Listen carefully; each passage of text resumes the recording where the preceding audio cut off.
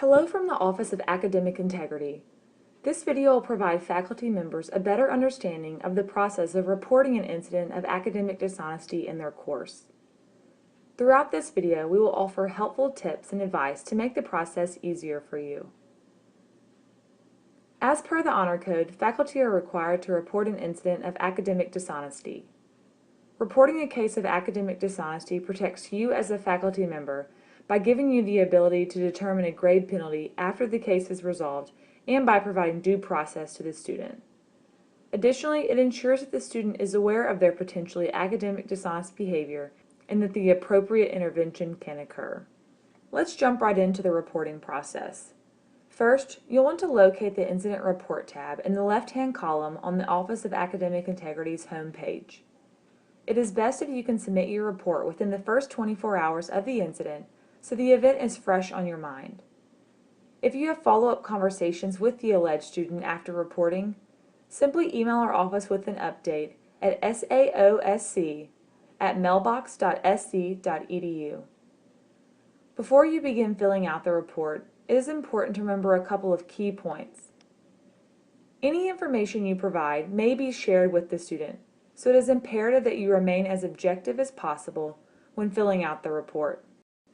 The report will be much easier and less time-consuming if you create the supporting documentation before submitting the report.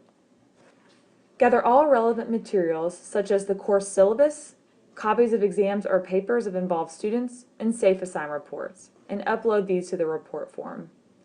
The supporting documentation helps conduct officers when meeting with students. With cases of academic integrity, it is the job of the conduct officer to prove a preponderance of the evidence.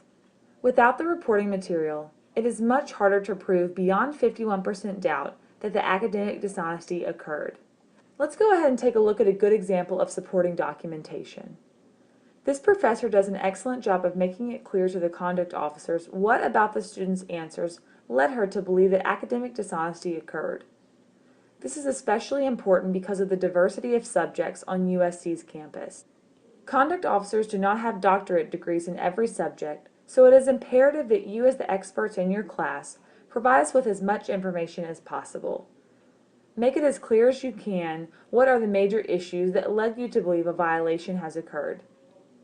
Not only is this helpful for our conduct officers, but it is incredibly beneficial to share with the students so they have a better understanding of how their behavior may have violated our honor code.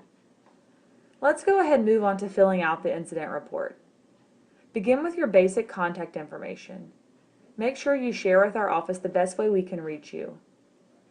Throughout the academic integrity process, our office maintains open communication with you. You will receive an initial email indicating the name of the conduct officer who will hear the case. Sometimes more information is needed after meeting with a student to gain more knowledge about the environment and classroom expectations. So please be aware that the conduct officer may follow up with you before resolving the incident. Next, fill out the information for the involved student. It is okay if you don't know the student's ID number, though as you can imagine, it is very difficult to check for previous incidents for a student with a common name such as John Smith. So please do include any identifiers of personal information that is available, such as email or cell phone number. Following the student information, describe the incident with as much detail as possible.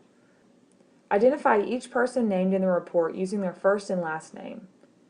Once you have identified them in the beginning of the report, use just their last name if mentioned again throughout the report. Identify behaviors that you saw and patterns within a student's assignment, paper, or test that indicate potentially academic dishonest behavior. At the end of the incident report, write the time and date the incident ended. This will allow the conduct administrator to understand the full time chronology of the incident. Also, be objective in your report. Under no circumstances should your report contain commentary on the students. Instead, indicate exactly how they were disrespectful, disorderly, or cooperative. After the incident description, let us know if you have confronted the student about the situation and the details of that communication. During their academic integrity meeting, a student's understanding of that conversation may be elevated from what actually transpired. Therefore, it is important for us to have a clear understanding from both involved parties. If the course is a prerequisite for other courses in the alleged student's major, our office will open the case faster than a non-prerequisite course. Next, you'll need to upload any supporting documents and click the box to email a copy of the report to yourself for your records.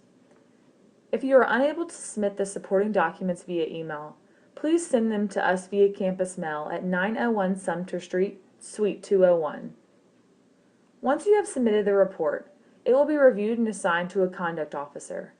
Then a notification letter will be sent out via email that includes information about the conduct officer and the academic integrity process moving forward. Please do check your clutter folder if you haven't received an email within a few days of submitting your report. Let's go ahead and take a look at an example of that notification letter we just discussed. 97% of academic integrity cases are resolved during that initial student meeting. 3% of students will opt for a more formal hearing, also known as a college committee hearing. In the event that a college committee hearing does convene, you may be asked for more information. If there is no college committee hearing, you will receive a letter via email notifying you of the outcome of the meeting. If your student was found responsible, you can assess a grade penalty. As you are the expert of your academic area, you have sole jurisdiction over the grade penalty. If you submit your report near the end of the semester, leave the final grade for the student blank. This is contrary to a previous protocol, but Banner has been updated to allow you to leave a student's grade blank. Additionally, it ensures students can continue to sign up for courses they might need prerequisites for. Typical grade penalties given by an instructor are a 0 for the assignment or a 0 for the entire course. If you have questions about assigning a grade penalty, please feel free to consult with our office.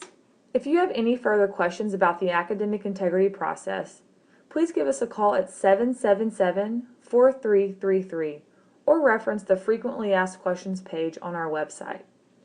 As faculty, you serve as role models regarding academic honesty and help to ensure we maintain a community in which integrity and fairness occur. Thank you for submitting your report and upholding the academic reputation of our university.